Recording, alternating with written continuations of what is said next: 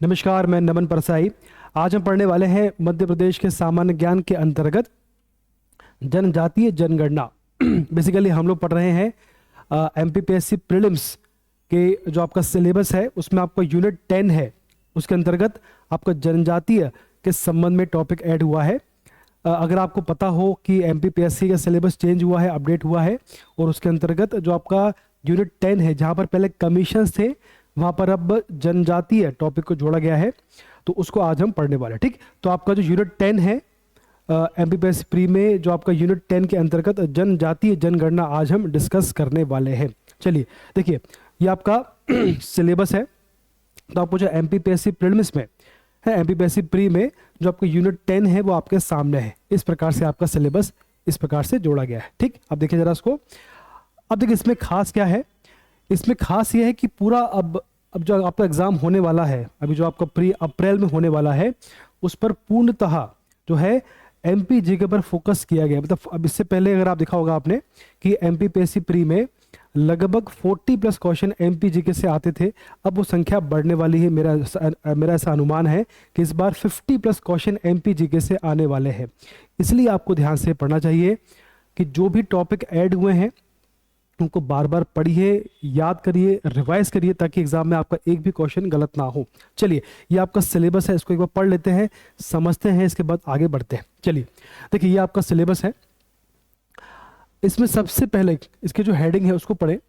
इसके जो हेडिंग है उसको देखें। सबसे पहले आप क्या लिखा है कि ये मध्य प्रदेश की जनजातियां, विरासत, लोक संस्कृति एवं लोक साहित्य। हालांकि हमने यूनिट 10 शुरू कर चुके हैं। आपको ध्यान होगा हमने इससे पहले वीडियो में मध्य प्रदेश की कला संस्कृति के अंतर्गत लोक गायन और लोक नृत्य पढ़ लिए हैं। वो आपका बेसिकली मध्य प्रदेश की लोक संस्कृति एवं लोक साहित्य का पार्ट है। ठीक, तो लोक संस्कृति के अंतर्गत हमने क्या पढ़ लिया है, लोक गायन और लोक नृत्य, और जनजातीय नृत्य भी हमने पढ़ लिया है। ध्यान रहेगा। तो बेसिकली हम यूनिट 10 की शुरुआत कर चुके हैं इससे पहले। चलिए, शुरुआत में लिखा है मध्य प्रदेश में जनजातियों का भौगोलिक विस्तार। मतलब एमपी में हम समझेंगे मैप में कि एमपी के मैप में जो जनजातियां हैं वो कहाँ कहाँ पर लोकेटेड है। ठीक, इसके बाद में जनजातियों से संबंधित संवैधानिक प्रावधान, संविधान में कौन कौन से प्रावधान हैं जिनका संबंध जनजाति से है। मध्य प्रदेश की प्रमुख जनजातियां कौन कौन सी है समझेंगे हम लोग, है ना। जैसे आपकी भील है, कोरकू है, गोंड है ना, कोल है, इस प्रकार से सब पढ़ेंगे हम लोग। इसके बाद में विशेष पिछड़ी जनजाति कौन कौन सी हैं, एवं घुमंतु जनजाति, घुमंतु जातियां कौन सी हैं, है ना, किस किस को उसमें ऐड किया गया। अभी हाल ही में कुछ ऐड हुए हैं। जनजातियों के कल्याण के लिए योजनाएं, मतलब जनजातियों के विकास के लिए सरकार ने कौन कौन सी योजना लॉन्च करी है, उनको हमको पढ़ना है। मध्य प्रदेश की जनजातीय संस्कृति, है ना, इनकी जो संस्कृति है वो कैसी है, इनकी परंपरा कैसी है ना, विशिष्ट कलाएं कैसी है, त्योहार, उत्सव, भाषा, बोली एवं साहित्य, है ना। बेसिकली हम जब पढ़ेंगे, हम जनजाति पढ़ेंगे तो पूरा इस पर समझेंगे कि इनकी परंपरा कैसी है, संस्कृति कैसी है, साहित्य कैसा है, सब कुछ इसमें डिस्कस करेंगे। इनकी बोली कैसी है। अगला आपका है मध्य प्रदेश की जनजातियों का भारत के स्वतंत्रता आंदोलन में योगदान एवं राज्य के प्रमुख जनजातीय व्यक्तित्व। हमारे मध्य प्रदेश में ऐसे कौन से जनजातीय व्यक्तित्व हुए हैं जिन्होंने देश की आज़ादी में हिस्सा लिया है, या अपना योगदान दिया है। मध्य प्रदेश में जनजातियों से संबंधित प्रमुख संस्थान, हमारे मध्य प्रदेश में जनजातियों से संबंधित या उनके विकास के लिए कौन कौन से संस्थाओं की स्थापना की है और कब की है, इसको हमको पढ़ना है। संग्रहालय, है ना, भोपाल में है। प्रकाशन कौन कौन से इनसे संबंधित है, उनको पढ़ना है। और अंत में ये हमने पढ़ चुके हैं, इसको शुरुआत कर चुके हैं कि लोक संस्कृति, है ना। बेसिकली हमने अभी पढ़ा, इसके पहले जो पढ़ा था हमने वो था आपका मध्य प्रदेश में जनजातीय लोक नृत्य। ठीक, तो हमने इसकी शुरुआत कर चुके हैं। अब बाकी आपका बच्चा लोक साहित्य, इसको भी पढ़ लेंगे जब इसका समय आएगा। ठीक, तो आज हम बेसिकली हम समझ लेते, आज हम पढ़ने वाले हैं जनजातीय जनगणना। इसका उद्देश्य हमारा ये है कि हमको एक मालूम पड़े कि हमारे मध्य प्रदेश में या भारत में जनजातियों की क्या कंडीशन है, उनका फैक्चुअल पार्ट क्या है। उसका आगे हमको पढ़ने में दिक्कत नहीं आएगी। बेसिकली जो आज हम पढ़ने वाले बहुत ही महत्वपूर्ण है, एग्जाम में यहाँ से कई बार क्वेश्चन पूछे गए हैं और आगे भी आने की पूरी पूरी संभावना है, इसलिए आपको उसको ध्यान से पढ़ना है और हो सके तो उसके नोट्स में भी इसको आपको मेंटेन करते चलना है। चलिए शुरुआत करते हैं। सबसे पहले बहुत ही शानदार फैक्ट आने वाला है। देखिए मध्य प्रदेश की जनजातीय जनांकिकी 2011 के अनुसार हम पढ़ने वाले हैं। तो जनांकिकी जो आपकी है जनगणना, उसके अनुसार जो महत्वपूर्ण तथ्य है, फैक्ट है, उनको हम पढ़ लेते हैं। ठीक है, चलिए सबसे पहले देखिए कि मध्य प्रदेश में जनजातियों की कुल संख्या कितनी है। ये आपके सामने है 1,53,16,784। अब ये मध्य प्रदेश की जो पॉपुलेशन उसका कितना परसेंट है, उसका ये है 21.09%। ध्यान रहेगा आपको, ये आपका 21.09%। और भारत में कितना है, भारत में है 8.63%। ठीक, चलो तो ये आपका हो गया 21.09%। ये क्वेश्चन आ सकता है, ध्यान से पढ़ना है। अब देखो अगला, मध्य प्रदेश में जनजातियों का लिंगानुपात कितना है, यह है 984। कितना है, 984। और भारत में कितना है, भारत में 990। ठीक, चलो जिसमें सर्वाधिक, अब उसमें क्या लिखा है, लिंगानुपात हमारा जो मध्य प्रदेश में है वो 984 है। इसमें सर्वाधिक कहाँ पर है, सर्वाधिक है बालाघाट में। कितना है, 1050। ध्यान रहेगा आपको। चलिए इसके बाद न्यूनतम कहाँ पर है, न्यूनतम है भिंड में। अभी पढ़ेंगे इसको, हम लोग पूरा समझेंगे। सर्वाधिक बालाघाट में है, न्यूनतम भिंड में है। ये क्वेश्चन पूछा गया है। ठीक, आगे देखें, मध्य प्रदेश की जनजातियों का नगरीय लिंगानुपात। अब देखो हमने पढ़ लिया कि मध्य प्रदेश में जनजातीय लिंगानुपात कितना है, मालूम पड़ गया 984। सर्वाधिक कहाँ पर है, बालाघाट में, मालूम पड़ गया। न्यूनतम कहाँ पर है, भिंड में, समझ में आ गया। अब वो ये बोल रहे हैं कि देखो भैया नगरीय ये भी आ सकता है, नगरीय और ग्रामीण ये भी आ सकता है। तो नगरीय लिंगानुपात कितना है, 956 है। और ग्रामीण कितना है, वो आपका है 986, 986। ये आपको ध्यान रखना है, यहाँ से क्वेश्चन पूछा जा सकता है। अब मध्य प्रदेश की जनजातियों में साक्षरता दर कितनी है, ये आपकी है 50.55%। कितनी है, 50.55। भारत में कितनी है, भारत में है 58.95। ठीक, चलो तो ये आपका हो गया, काफी महत्वपूर्ण फैक्ट है ये। चलो आगे बढ़ते हैं फटाफट। अब देखो अगला है आपके सामने, अनुसूचित जनजाति यानी कि एसटी का सबसे साक्षर जिला कौन सा है भैया, सबसे साक्षर जिला है बालाघाट। ये हो गया फैक्ट। अब ये बोल रहे हैं कि सबसे साक्षर जनजाति कौन सी है ना, सबसे साक्षर जनजाति कौन सी है, तो ये है प्रधान। ध्यान रहेगा, तो सबसे साक्षर जिला बालाघाट हो गया। और सबसे साक्षर जो आपकी जनजाति है वो आपकी प्रधान है। ये बहुत ही महत्वपूर्ण फैक्ट है, इसको आपको लिख के चलना है। आगे देखो आप, अब इसमें लिखा है कि अनुसूचित जनजातियों की दशकीय वृद्धि दर कितनी है। हमारे भारत मध्य प्रदेश में जनजातियों की दशकीय वृद्धि दर कितनी है, तो वो आपकी कितनी है, वो आपकी 25.2% है, 25.2%। और भारत की कितनी है, भारत की है 23.66%। इसका मतलब ये हुआ कि जो हमारे मध्य प्रदेश की दशकीय वृद्धि दर है वो राष्ट्रीय औसत से ज्यादा है।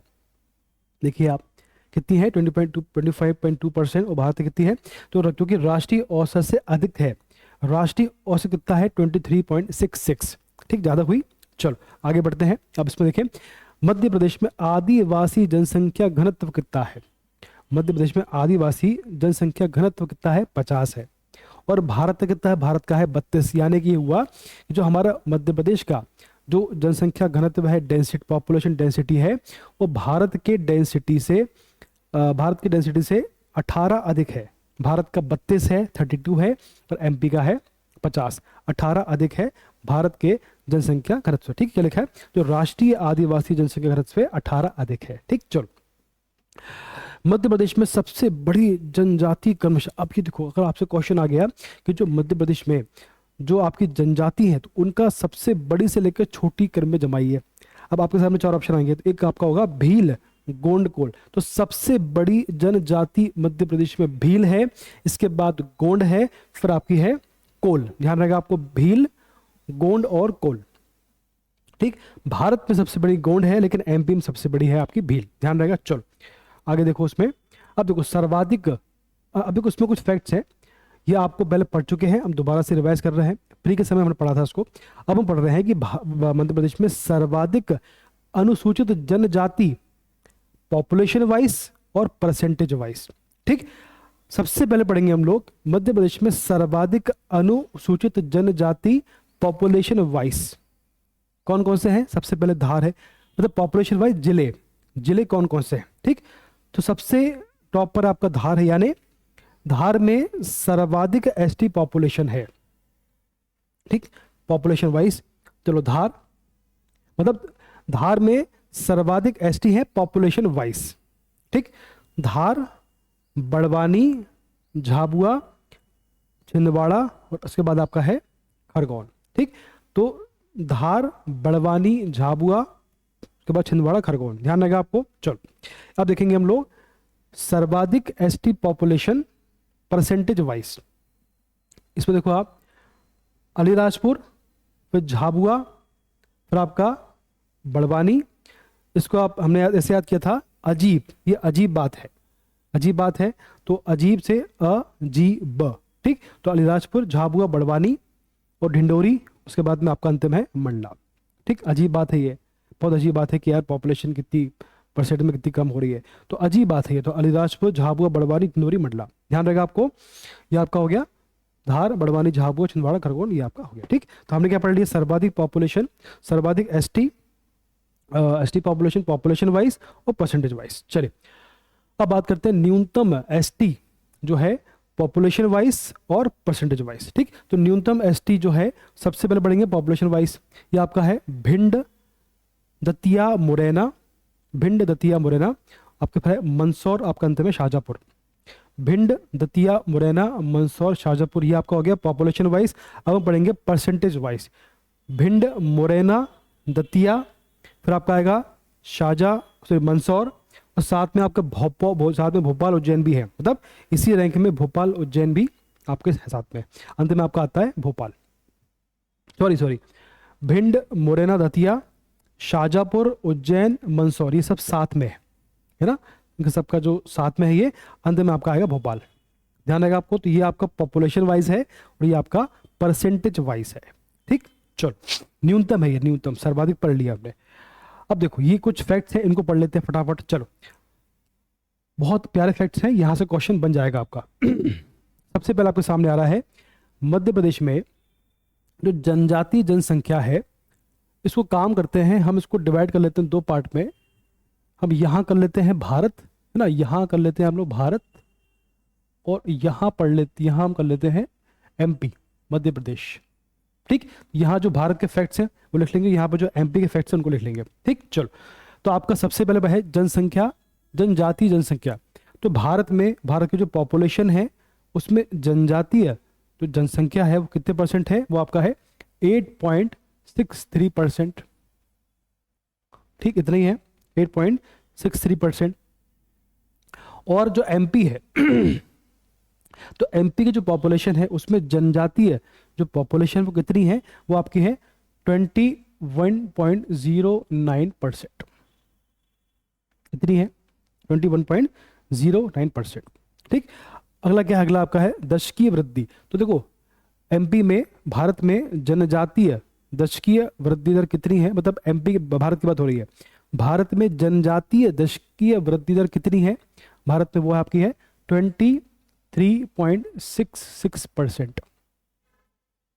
23.66%। ठीक, और एमपी में कितनी है, एमपी की आपकी है 25.2%।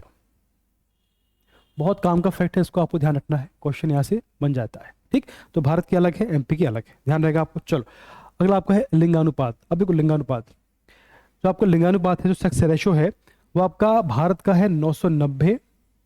ठीक, 990, और जो एमपी का है वो आपका है 984, यानी कि 984, 984 ये आपका एमपी का है, मध्य प्रदेश का है।